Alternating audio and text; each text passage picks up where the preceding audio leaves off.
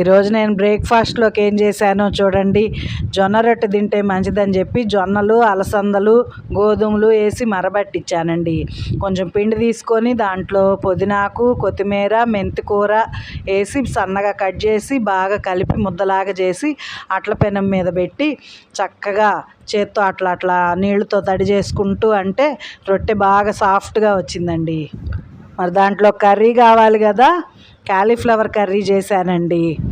మరో పెద్దవాళ్ళు చెప్తుంటే విన్నానండి, పొద్దున పూట కడుపు నిండా తినాలంట, మధ్యాహ్నం పూట సగం కడుపు నిండే వరకే తినాలంట, సాయంత్రం పూట చాలా లైట్గా ఏదో ఫ్రూట్స్ మజ్జిగ దాగి పడుకోవాలని విన్నాను.